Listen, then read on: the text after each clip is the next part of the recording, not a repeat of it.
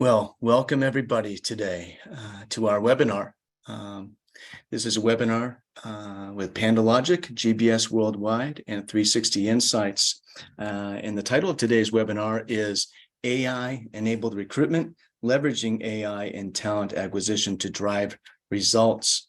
My name is Brent Skinner. I'm co-founder and also the principal, the senior principal and director of the HCM practice here at 360 Insights. We are an analyst firm, and also with me today we have Greg Moran, who is senior strategic partnerships director at PandoLogic, and also Dwane Lay, who is chief experience officer at GBS Worldwide.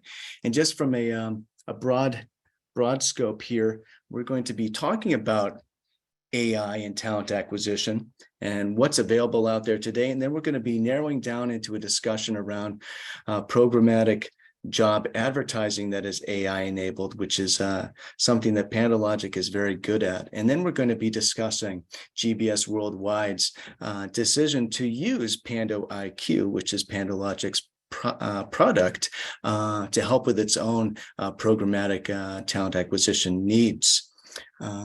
So without further ado, just a little bit about 360 Insights. We are an analyst firm, just like any other boutique analyst firm. We have our own lens via which we like to look at the market. We're very interested in the buying cycle for enterprise technology. What is the decision-making process like these days? It's changed so much in the past 15 years.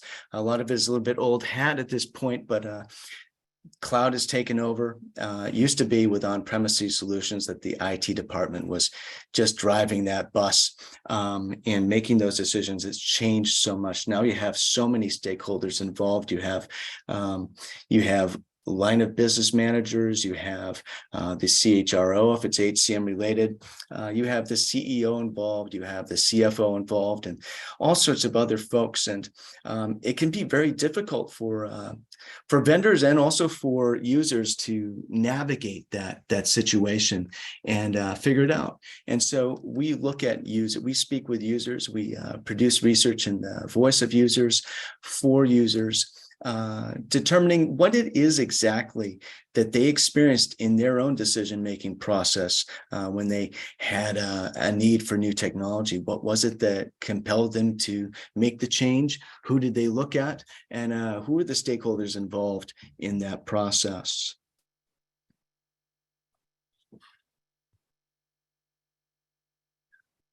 Just as a very quick plug, we have a global executive advisory council comprising, I believe, around 50 folks at this point. These are people who are users just like you, typically director level and above, many of them in the HCM space right now, but we are open to anyone in any domain of the enterprise, software that they're involved with.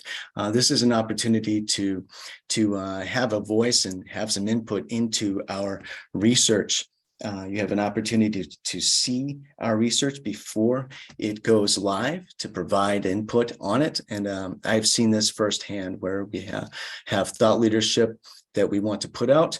And we've run it past our Global Executive Advisory Council. They've provided feedback, and we've incorporated it before publishing it because we want our research to be as reflective of the thinking that's out there in the wild as possible.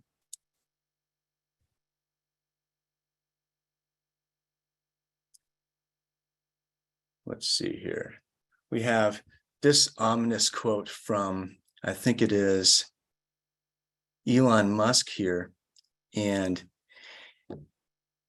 I think that was taken a little bit, it wasn't even 5 years ago. So we're actually closer to that time than he suggests. But we also have this fellow, Kurzweil here, who says by the 2030s, the non-biological portion of our intelligence will predominate. That's kind of scary, isn't it? Then we have the late, great Stephen Hawkins, who has a little bit to say about AI there as well. And not to be too much of a of an alarmist here. That's not the point at all. But the science nonfiction of AI is moving fast. I think it's pretty safe to say.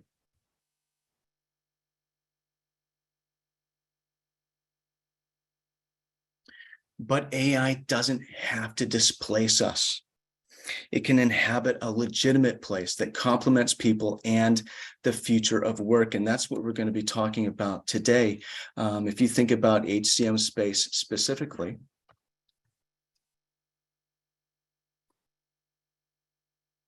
you have workforce management, core HR, and benefits administration. One of the things I just like to make clear and hope that you can kind of walk away today with this understanding that AI, there's a lot of AI that's available today across the HCM suite. And we've looked at quite a bit of it at 360 Insights. Some of you may recognize the DeLorean there from the Back to the Future movies. Seemed AI appropriate to me.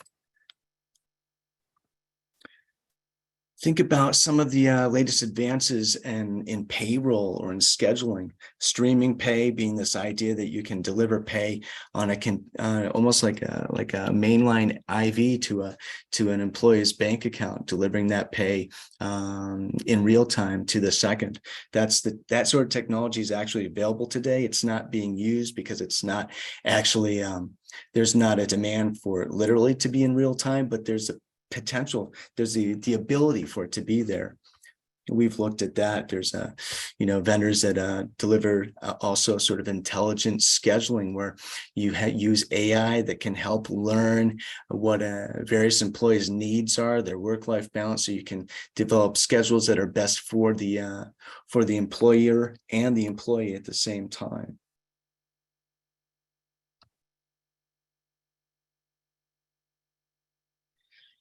And then there's talent management, learning and development, another sort of core main area of HCM, which is also seeing a lot of innovation in artificial intelligence. You think about AI-informed self-evolving ontologies and might wonder, what are those? Well, this is the idea of bringing in a lot of big data from out there in the wild and mixing it in with your own data from your own workforce, applying AI to that to understand what are the skills that your workforce has right now, what are the skills that they may be able to develop in the future, and also what are the skills that the company itself would need, and what are the types of roles that your company might need in the future, and how you can mix and match all of that to make it work. There's a lot of interesting stuff going on in this area. You think about talent marketplaces and this sort of thing, and also a lot of developing compliance-related challenges, let's put it that way, around that.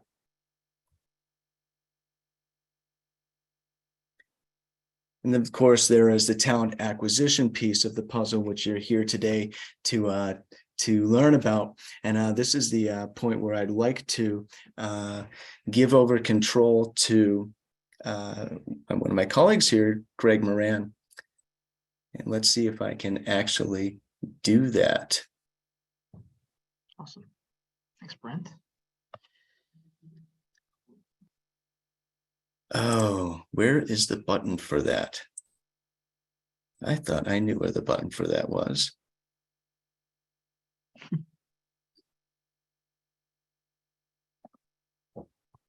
Let's see.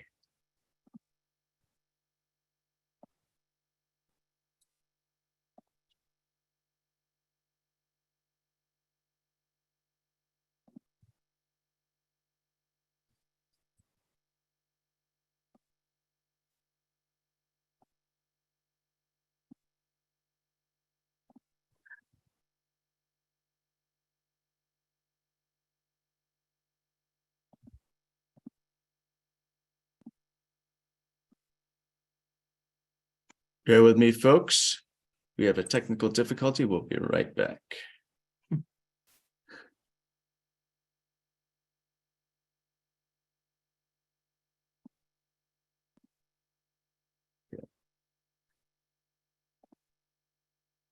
Greg, we're going to do it this way. You tell me when to advance the slides. Yeah, sure. No problem. All right. Well, thanks, guys. Thanks for taking the time to join us today. Again, my name is Greg Moran. I oversee our partnership group here at PandoLogic. And what Brent was talking about around artificial intelligence and leveraging it within recruiting, I think now more than ever, there's a need for more efficiency at the top of the funnel, right? So obviously, recruiters are more strapped than ever for their time and their energy, and their employers are looking for ways to obviously not only save money, right, but make their people more efficient. But you can never eliminate the value that a human brings to the recruiting process. What you can do is leverage automation and AI at the top of the funnel to bring in more candidates, right, and help screen those candidates. Whether you're obviously working with technology directly, or if you're working with a branding agency or an expert like Dwane and the GBS team, what PandoLogic brings to the table and what programmatic advertising brings to the table is to really help you work on three different things. And Brent, if you want to fully build out the slide, that'd be great. Looking at transparency, looking at cost analysis, and looking at reporting, right? I think those three pieces, when you look at how you can impact the recruiting process, are integral to making sure that you're optimizing the way that you recruit day to day. When we talk about transparency, what exactly does that mean, right? That's what sources at the top of your recruiting funnel are generating the most ROI for you, right? And we talk about sources here. We're talking specifically about, in the case of PandoLogic and programmatic advertising, around sponsored job advertising and sponsored postings on job boards. So, what boards within your network and that you're leveraging are generating the most candidates for you? Who has the highest conversion rate? Who are the most effective sources that you're leveraging today? And the second is cost analysis, right? Where is your money being spent? Who's spending it correctly? Who's not spending it correctly? Where can you allocate budget appropriately to make sure that you are putting more emphasis and more time and energy behind the sources that are giving you the most quality? And then third is reporting. You need to have simple reporting. You need to have robust reporting, and you need to have experts behind the scenes to make sure that you are able to identify exactly what these reports mean, right? So whether you're advantageous enough to understand everything that comes out of your advertising funnel, or if you need to leverage somebody like Dwane and the GBS team to really dive in and work with you on what your strategy should be. Leveraging AI at the top of the funnel should not be a faux pas. It should be something that you're leveraging to make sure that you're generating the most return on your advertising investment. If you don't mind moving it forward, Brent, that'd be great. Awesome. So what is programmatic advertising? So it's not always super easy or not always super apparent what we're talking about, right? So programmatic advertising is leveraging AI and leveraging automation to allow for your sponsored ad budgets to be spent more effectively. And when you take a look at our network of job boards today, right, you look at, Indeed and Monster and Career Builder, right, all these brand names, right? Chances are that you've worked with them in one way or another. Chances are that you are working with them today, right? The issue is that there's hundreds of other boards out there too that you may not be leveraging, or you may not necessarily know what the right budget is for you. So what PandoLogic helps do, and what programmatic does, is helps you get your jobs in front of the right candidates for the right price on the right sites at the right time. And what makes us special, without getting too braggy, right? What makes PandoLogic and pandoIQ special is the idea that, our platform is fully automated. And this is where the AI comes into play.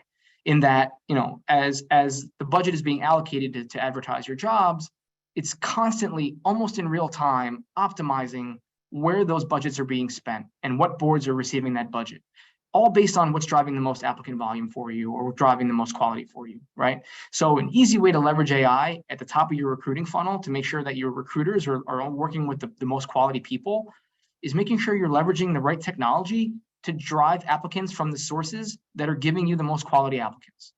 So at the end of the day, right, programmatic advertising is all about driving quality candidates at the top of the funnel. Cool.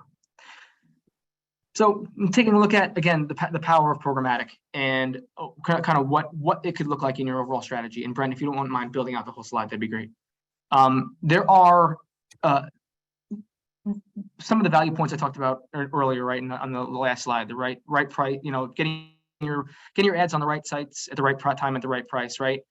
This should be an important part of your lead generation engine, especially in the recruiting world. So the great thing about around using AI in this space is that you can either set it and forget it, right? You can work with us or an agency at the top end of at the front end of a campaign, align on what expectations are, what your goals are, whether that be applicant number or quality metrics like cost per applicant or cost per hire, however you're measuring success. And you can set that budget, and you can set those goals and let that run for an entire month. Or if you want, you can get a bit more under the hood and make changes as that goes. But the point of this is to call out that you can have this be a normal part of your day-to-day without requiring intense oversight of the process on a day-to-day basis, right? You can work with us or work with the GBS to ensure that we're aligned on your goals. We can ensure that we have the right jobs that we're advertising, and our system and our AI will allocate it to the right places. So it's all about ensuring that you're setting expectations appropriately at the front end of the funnel, and at the end of a campaign, ensuring that we debrief appropriately. You can move on. So we talk about transforming your lead funnel, right? I think we talked about getting more out of the budget that you're spending today, but we do come across clients very often who don't know what they should be spending, right? Or they don't necessarily know what boards they should be working with. So an important part of what we do and what programmatic can do is help you work backwards and help you solve for X. And Brent, you can build out this entire slide.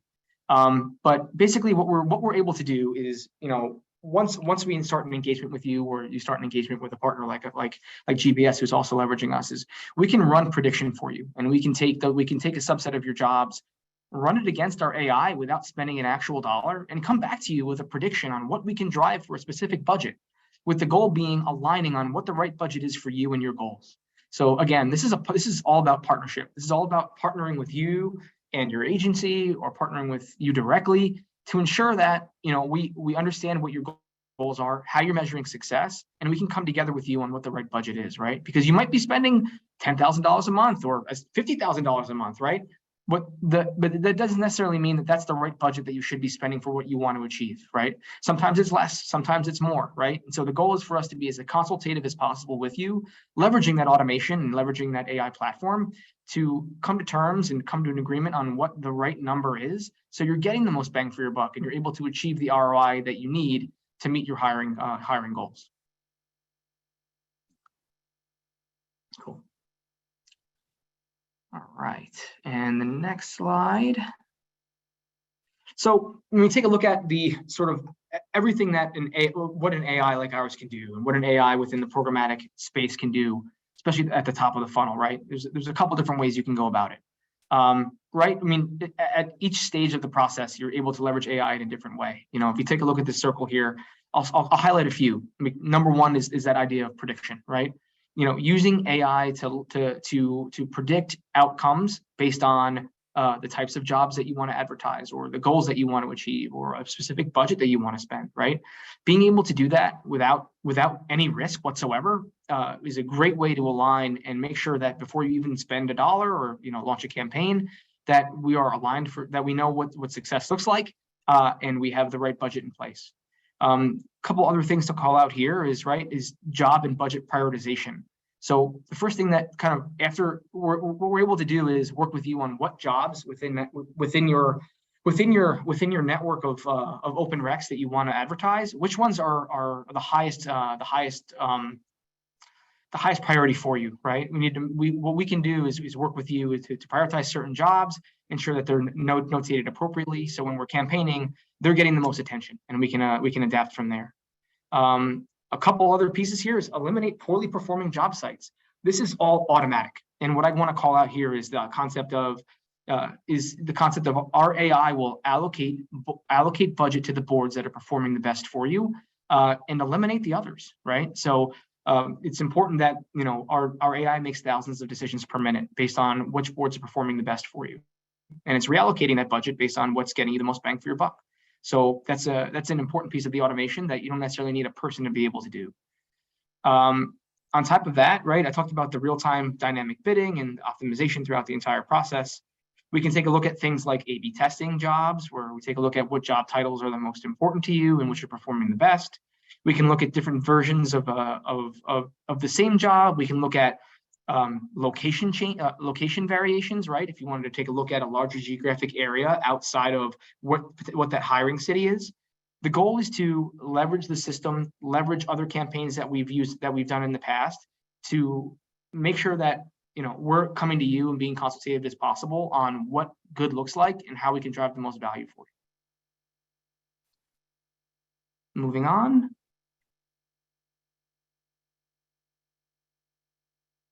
Cool. You can keep on going. And then on top of that, it's aligning with the right partner. All right. And we take a look at, we at the end of the day, specifically PandoLogic, right? We are the technology that powers the value that a company like a GBS can bring you guys, right? Or a branding agency, right? We don't do everything under the sun from an advertising perspective. We specialize solely in programmatic. So when you take a look at the needs for branding, and you take a look at the needs for when you take a look at strategy overall, right? Partnering with what Dwane can bring to the table at GBS and partnering with us is really important to ensure that you're able to see what success looks like at the end of the day. So moving on to the next slide. And we're thankful to have been able to work with Dwane and his agency on a couple clients at this point. But he said it best, and I'm sure hopefully he'll say it in a different way as we get further into this presentation. And you can build out that quote here, Brent, that'd be great. But we're thankful that Dwane was able to come out and say that we've been able to make his life easier, right? And we'll want to continue to do that. And Dwane, I'll let you chime in. I saw you came off mute, but wanted to thank you for the partner. Yeah, no problem. I appreciate being invited, and this is absolutely true. So I'm a big believer, and we'll get into this a little bit. I've got a fair amount of experience and background when it comes to programmatic, and to me, the key to making all of that work is having a system that's smart enough that I can hand it my inputs and then go away. And that's really the genesis of this quote. It's from a system perspective and from a service side. You guys are great partners, and you really do. It makes my life significantly easier to know that we can rely on the system to perform for us. Love it. Yeah, and I want to welcome you as well, Dwane, to this conversation today. This is a really important conversation to be having, and we actually had a pretty deep, extensive conversation with you earlier this year around GBS Worldwide's use of pandoIQ, PandoLogic's product, and we're really looking forward to learning more about that today. So maybe we could just back up just a little bit here, and you could tell us a little bit around what does GBS Worldwide do? What are you all about? Sure. So GBS Worldwide is a employer marketing firm. So we work with companies around the globe, specifically around designing their employee value proposition, helping them with proper marketing and job placement to help recruit in people who fit their particular environment, but also kind of building out counterhooks to disincentivize people who may not succeed with different companies. So, like everyone else who's in our business, we look at it and say, we want to make sure we drive the right people to the right companies as quickly as we can. Being a process design guy, my goal is I want every company ideally to get one applicant for every job opening, and I want it to be the perfect applicant so that they don't have to look for a second. It's a great goal. We haven't seen that happen yet, but it's something we drive to. So our job is really to get in to help companies understand who they are, who the employees think they are, what kind of person will fit there, and then to work with a partner like Pando to go out and get those jobs and there's ads placed in a way that helps drive traffic, help drive affordable traffic to the right places, and to get those jobs filled as quickly as we can for them. Yeah. It's a tall order, and it's very important, and every single organization's hiring needs are different, and you need to be as targeted as possible. Maybe you could dive into a little bit for us in terms of what were some of the challenges that you were facing that kind of led you to this realization that you needed to make a change in this area that eventually led to PandoLogic. So anyone who knows how to use LinkedIn will know that I have some some history with programmatic.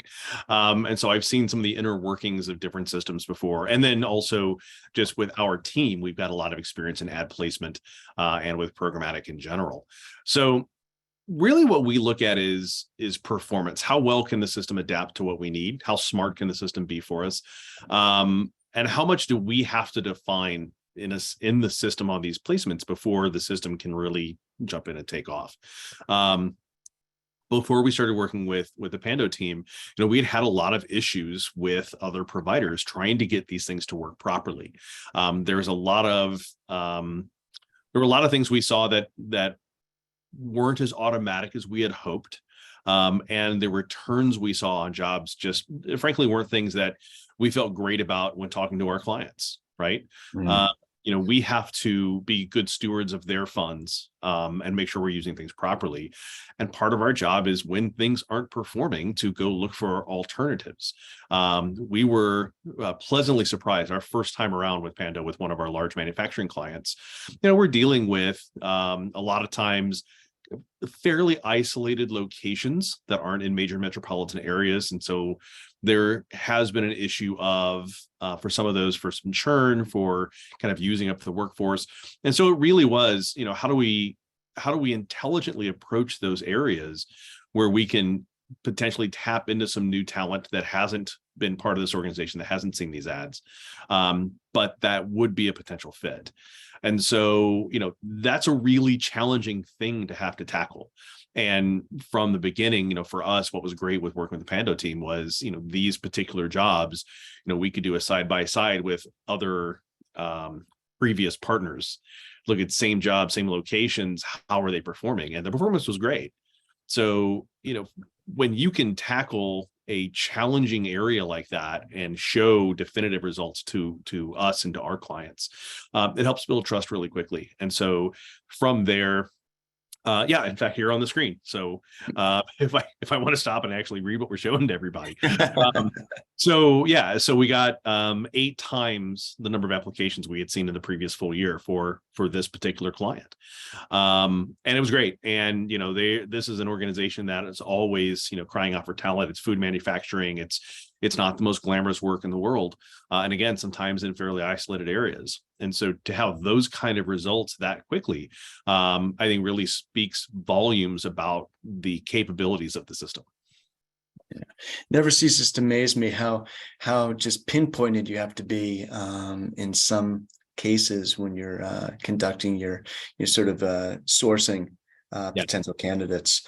Can you talk maybe a little bit about what it was? Maybe it's too long ago to remember, and that's fine, but maybe what it was like pre-technology or maybe old technology for this kind of thing. So these are the moments where I get to reference someone that I hope everyone knows, because I'm going to steal a line from him. So a good friend, Jay Coons down in Florida, he had a line that I heard him use. He said, we basically recruit the same way Abe Lincoln did. We put an ad in the Gettysburg Gazette and we hope somebody answers it. And that's really what it was a lot of times. Now for GBS, our approach is a little different than some of our contemporaries. We start everything back with understanding who the client is. And we look a lot at what we call PE fit, person environment fit. And we do a lot of survey work inside, and we do a lot of interviews. So we really understand the profile of the person we're trying to get to. And the reason that's relevant is because when we start there, what we know when we go out to the market is we don't just want candidates. We don't want just volume. Like, that doesn't help us. What we want is the right volume. Back to that idea of one perfect candidate per job. So, we have to be smart when we write up these job ads to make sure that we attract the right people, and again, kind of counterhook the ones who may not be successful there. So if it's an area like some of these jobs with Carrie that are, every day is going to be different, and there's a lot of things that have to be done, and you're not really sure from day to day, what your assignment's going to be, but you have to be flexible. We want to build out the job postings so that people understand when they look at it what this is going to be. So to be able to get the reach from the system where, we can get this ad not just seen by 100 people, but we can have it seen by, 200 or 300 people that are going to read it and understand what we're looking for and either select in or select out based on who they are. That kind of reach, when you are trying to be specific on the kind of candidate you want, becomes critical, because obviously the larger that population, the larger the sample that's going to match the profile we're looking for. So without a good programmatic partner, it's really hard to get those posts in all of the right places at all of the right times. So the intelligence behind the system becomes really important to get that critical mass that makes all of that work. Yeah, and this is where we're really getting into the AI piece of the question, right? Yes, absolutely. Yeah, maybe you could talk a little bit around that, because I know there's a lot of sort of mystery and excitement around artificial intelligence and how it fits into the entire employee life cycle, and of course what we're talking about today, talent acquisition. Maybe you could talk a little bit around that. Like, I can tell you already have something to say. Go ahead. So, and the panel team knows this. I have really strong opinions about AI. When I first started learning programming, which was back in high school, which was at least 5 years ago, the first thing we learned is that, computers are dumb. They can only tell you what you tell them first. And so, there's been, as AI as a term has really come into the marketplace. I think it was John Sumser from HR Examiner really talked about, the AI we look at is it's not just machine learning. There's more to it than that, although it might not be, the Isaac Asimov version of artificial intelligence that some of us grew up with. So, but we for sure have seen the algorithms get smarter and get faster and be able to make connections for us that we may not make on our own. And, being a bit of a data nerd myself, I really appreciate a system that can do that for me. So I don't have to sit and do all the analysis. I can have a system go, oh, hey, here's the connection you're looking for. Here's how we go and do these things and build them out. So, from our perspective, having an AI powered system that can make some of those leaps for us and help guide us in some of those choices becomes really valuable. And even more so when, I don't have to teach it myself. When I've got a partner like Pando, they can go do the heavy lifting. Yeah. That's one of the things that's interesting about the AI when it comes to, well, with anything, but since we're talking about talent acquisition, it's almost like a prosthetic for the human being to just make them maybe a little bit more effective at what they already know they want to do. That's one of the takeaways that I get from it. Without naming names or anything like that, but can you maybe just share, in terms of your experience with PandoLogic, with the solution itself, what are some of the areas in which it sort of excels, maybe where you find it to be maybe exceptional or notable vis-a-vis the rest of the AI enabled similar solutions out there? So one thing, and I kind of touched on this already. One thing is, just performance wise, we were able, I'm not gonna say we were lucky enough, because we weren't lucky to be in the situation in the first place, but we were able to really do a side-by-side comparison with another programmatic provider and really see the difference in performance. Again, same jobs, same job descriptions, same placements, and a remarkable result. And this is what we're talking about here on the screen. So that's pretty big for me. Again, as a data nerd, I actually really appreciate the reporting function. I think having really good, from an agency side, having really good transparency and being able to go back to my client and give them specifics on where the jobs are being placed, where they're being run, what kind of traffic we're getting from different sites. That all really helps with our credibility. And if we can't explain to a client how their funds are being used and what the impact looks like, it causes us some real issues. We had in the past, we had jobs that were, geo-fenced. So for anybody who doesn't know that term, it's, where it's only displayed to people within a certain geographical area. But we would have, and some of those were like in Wisconsin or Minnesota, and we would get results back from Luxembourg. So, and so then we have to go back and we have to do the analysis, because rightly so, our clients want to know why are my jobs being hit by people overseas? Like, what's causing that? if you legitimately got someone who's searching for Minnesota, they just happen to be in Luxembourg, that's one thing. But it causes a lot of consternation, a lot of work on our side to make sure we understand it. For the reporting piece with Pando, we've really been happy, and I've been really happy with the simplicity of that engine and the number of built-in reports that are there, but also for the reports that aren't there, how quickly the team has been to turn around requests. I've had a couple of those where it didn't have exactly what I needed, but within a couple of hours, it had it back in my hands. I've been in that role in previous lifetimes where, clients would come and need reports that we didn't have out of the box. So I know how much work goes into those. So that kind of support from a client perspective is really important. So when you've got, a platform that's delivering better than other platforms doing the same thing, and you also have more access to data, more transparency, and more ability to get information out of those systems, even when you need some help.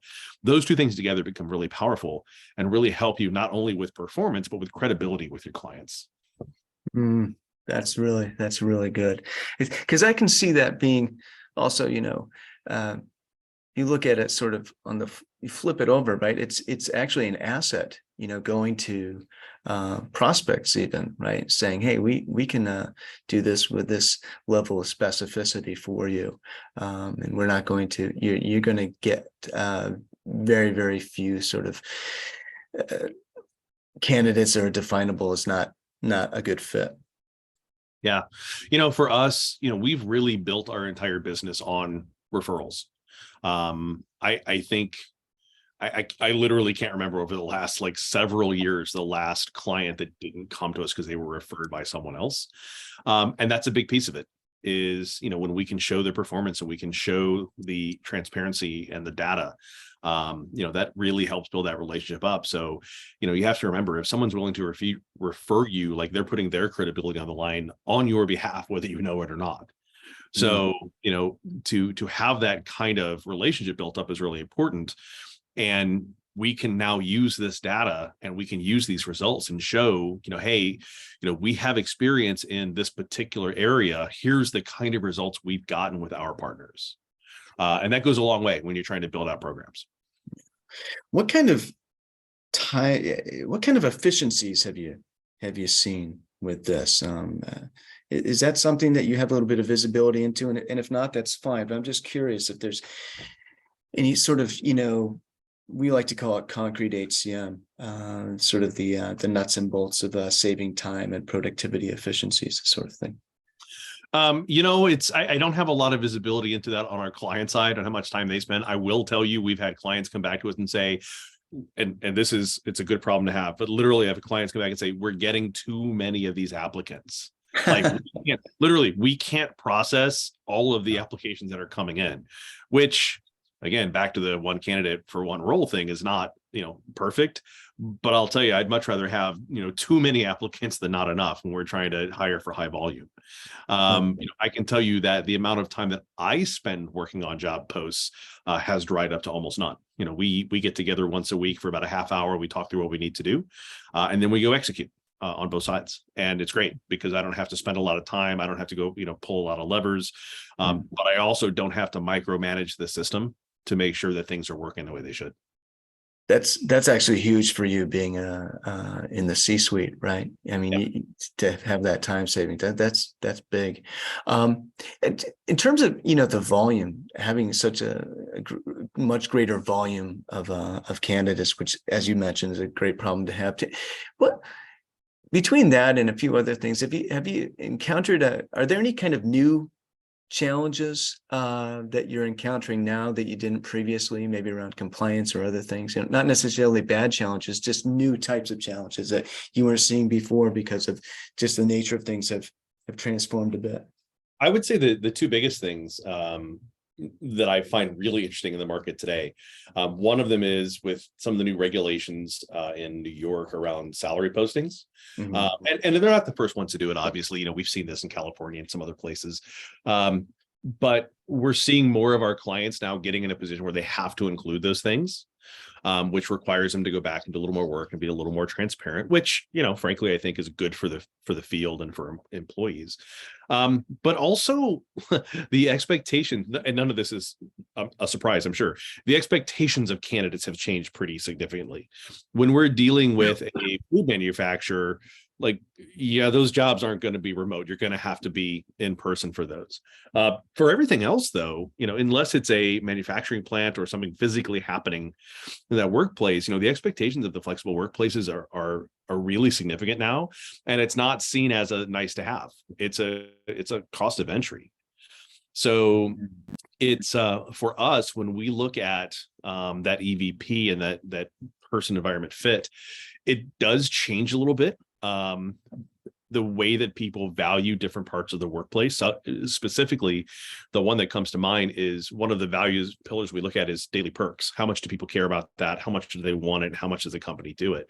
And we've seen the perks themselves. And if we think about things like, free coffee, bagels on Tuesdays, Christmas party, whatever, it's they haven't really dropped off that much. They're still happening. But the amount employees care about that has dropped significantly, as much as anything, because they work from home. So I don't really care what you give in the office. That's not where I'm working. And so it's interesting, the shift in dynamics on the social needs of the employees versus their needs for the in-person physical perks of a job are significantly different than they used to be. And so we have to be smart about how we write up those job ads and how we make sure we're attracting people with the kind of environment they're going to want to be in. Yeah. Those are some great insights. It's really interesting. It's how things change and yet also stay the same. I'm curious. I know that when we talked and we developed the anatomy of a decision around this particular decision to go with PandoLogic for GBS Worldwide, we talked a little bit about what PandoLogic themselves, what they're like to work with, sort of their customer success philosophy. Do you have anything to share there? Be nice, Dwane. Yes, be nice. So it's kind of funny. So I'll just begin it. With every partnership, you have things you have to work through, and every time we have anything that we have to sit and actually talk through, I'm like, now is this the stuff you want me to share on a webinar? And they're like, no, this is the stuff we keep to ourselves. So here's the deal. We've got a business environment where so many of us work remotely and so many of us don't work in an office, and we only know other through Zoom, whether we're in the same company or not. I'm a really big believer in regular touch points with partners and with clients. So for me, one of the best things about our partnering, as I mentioned earlier, we have a touch point every Wednesday. We get together for half an hour just to check in. How are things going? What do we need to do? What's coming down the line? And the Pando team's great about making sure there's usually multiple people there from their side, so that anything we need to work through, we've got. And it certainly helps with the relationship. It helps with communication. And also, as I've said, that whole team is fantastic when it comes to responses and turnaround time. So having been in a customer experience role for the last decade, I understand the amount of effort behind all of that. It's the whole ducks on a pond thing, right? Everything you see looks really smooth, but underneath things are churning away, just trying to stay afloat. So the effort that it is required to look so effortless is pretty significant. So from a partnership perspective, that's fantastic for us, right? That's what we want. So yeah, I've said a lot of nice things about them, and I'll continue to as long as partnership goes the way it's been going. I have no reason to say otherwise. Yes, of course. This is a super interesting conversation, and I hope that we're delivering for the attendees here today sort of a little bit of insight into just what AI is exactly when it comes to HCM and talent acquisition specifically. This is really fascinating. I just want to remind attendees, if you have any questions, to click on that Q&A button and submit a question for us. We are actually going to segue into the Q&A portion of this now. We do have one question here, a couple that have already come in. One is I guess this is for Dwane and then for Greg. What aspects of recruiting or all of talent acquisition for that matter, do you think would benefit least from AI, or that definitely would benefit a lot from AI? Ooh, wow, that's a really interesting question. So I'm going to give a caveat at the beginning of this. There are certain things that people think fall into the world of TA that may or may not actually be part of that world. Mhm. One of those I will say is the compensation and the offer piece. From a systems perspective, I'm a really big believer that you should never have to go through and get a comp approval on a job, because your system should already have comp ranges built in that have been approved by your comp team. And if your system allows you to go outside of your comp ranges, then your system is bad. Mm. That's why you have approvals. So AI won't help you with that. Now, whether or not that's actually part of TA in your organization, I don't know. Where it helps, I think, are a couple of things. And there's some really good companies out there. I won't name drop any, but you can find them pretty easily, that are using some of the AI algorithms to help reduce inherent bias in job ads and in job descriptions, which I think is fantastic. The more we can do to level the playing field for all comers, the better. AI, I think, can also help you in kind of things we talked about a little bit with placements, in understanding where our jobs and job placements more likely to be successful based on the data that's available. And in being really, really quick in responding to changes in the marketplace. So if you're waiting for a person to notice that CPAs are growing in New York and adjust accordingly, we had a conversation this morning about, the problems with using commute times in New York and what that can do to your job placements and how damaging it can be if you do it wrong. But if you're requiring a person to sit and watch and pay attention to it, like, you're going to lose what could be significant money and time reacting to a changing environment. Whereas a good algorithm will see it and react before you even know it's happening. Yeah, it's another one of those prosthetics I'm talking about, for the humans. Greg, anything to add on this particular question? Yeah, I think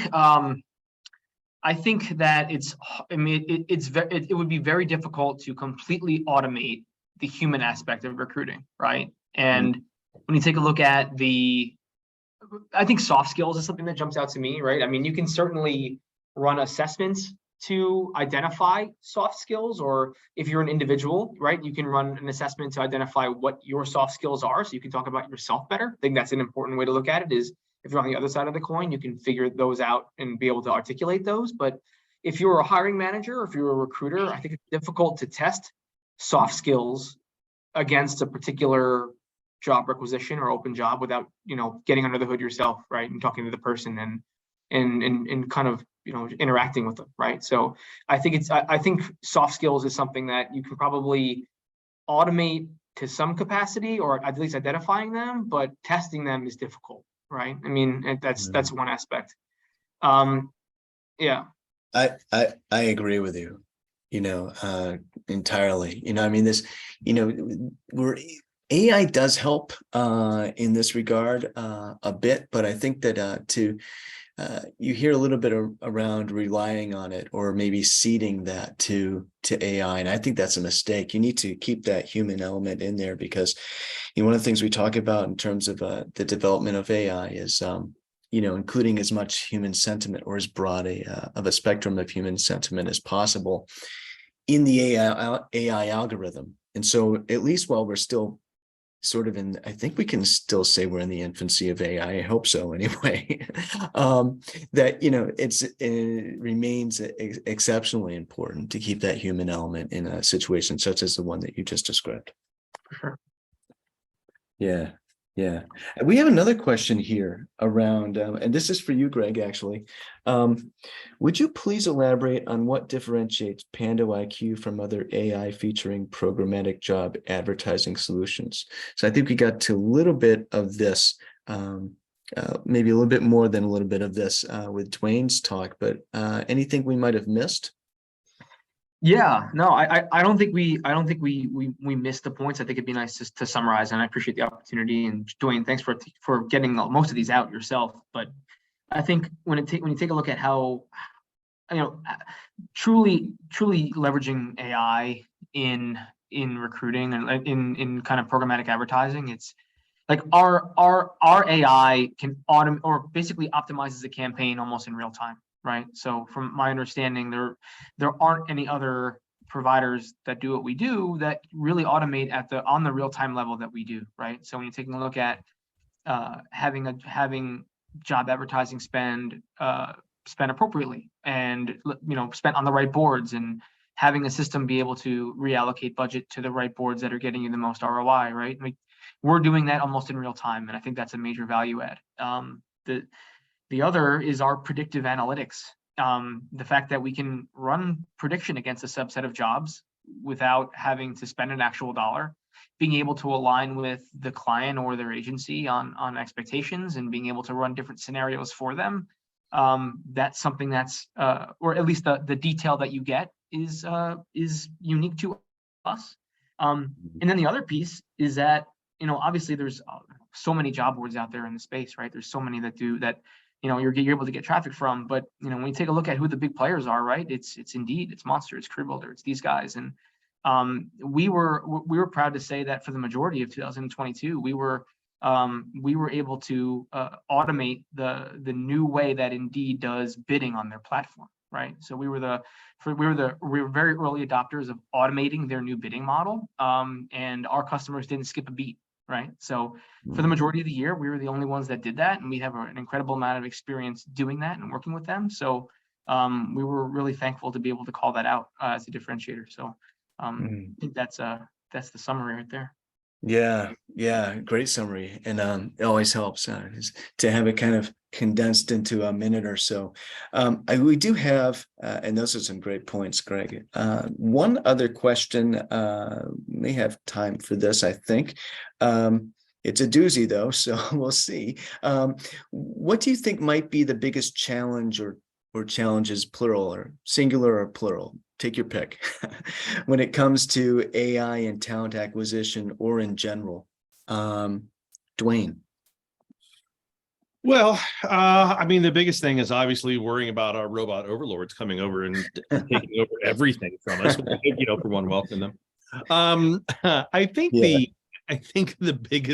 of the biggest issues is the lack of understanding of how the things work behind the scenes. If you can't see the process and you don't understand the process, it's hard to improve on it, and it's hard to make sure you're squeezing value out of it where you have to. And frankly, that's where having a good partner like Pando comes in, because they understand it and they can help with those things. But as it becomes more prevalent, I think that there's a danger of people losing some of the skill sets behind making sure it runs properly. When I think about how we use programmatic, there's a ton of work that goes in on the front end before we get to the programmatic piece to make sure everything that's going out is right. And that's not the kind of thing you can just turn over. Like that's a really important part of this process. And so if we rely too much on AI to kind of prop up poor job descriptions or job postings, we lose opportunity there instead of using them to take what's already good and make it really, really effective. Yeah. Oh, that's a great point. Yeah. Like direct sort of applying AI where it's going to give us the best benefits, as opposed to making, directing it where it's not best used. So I have a few thoughts around this myself. You hear about white box solution versus black box solutions. What I understand is a white box solution is an AI solution that the creators of it can explain. They know why their AI reaches whatever conclusion it reaches at any time, and that's the kind you want. You don't want something that's a black box solution, because the creator can't necessarily explain how the AI reached its conclusions. That sounds like science fiction to me. And you hear about, explainability statements where vendors are starting to come out and other organizations starting to come out and say, hey, we want to just put it out there that we can explain our AI and this sort of thing. And that's all, I think, in response to a still very nascent but quickly developing regulatory framework around the use of AI, at least in human capital management, but in other areas as well. And also, just this idea that let's not give AI too much credit. Maybe I like to think that too, right? Is that, I think one of the challenges or concerns, in my opinion, is that we may believe AI is more advanced than it actually is. And then we end up, giving it the responsibility of doing some things that maybe we shouldn't yet, because it actually isn't sophisticated enough to do it yet. That's another thing that I won't go so far as to say it keeps me up at night, but I do think about it every once in a while. Many of us were raised on movies that warned us about the dangers of artificial intelligence, Yes. or told us about the wonderful things it'll bring us. So we've been well trained since a young age to prepare for what AI can do for us. Now it's just a matter of making sure we stay realistic about it. Yeah, absolutely. I saw a few of those on UHF. Only Gen Xers and older will understand what UHF is, but in any event, I think we're just about out of time. Any closing thoughts from anyone? I mean, It's from not my necessary. end, Yeah. oh yeah, I was going to say from my end, guys, I think around that last question, I think this is a good kind of bow on everything, is that it really is about finding that balance between the human element and when to leverage AI in the process. And there are certainly tools that you can use and levers that you can pull. And there's experts in the space like a Dwane and like GBS who can bring the insights from their time in the industry to your everyday practices that will be extremely helpful. And from there, you can automate and bring in the right technologies that work for you. So I think it's all about going out and talking to experts and figuring out what's right for you and testing things out and figuring out what generates the most ROI against your targets and your goals. Very well put. Very well put. Thank you. Thank you, Greg. And thank you, Dwane. This has been just a wonderful conversation. And thank you to all our attendees for joining us today. It's been a real pleasure.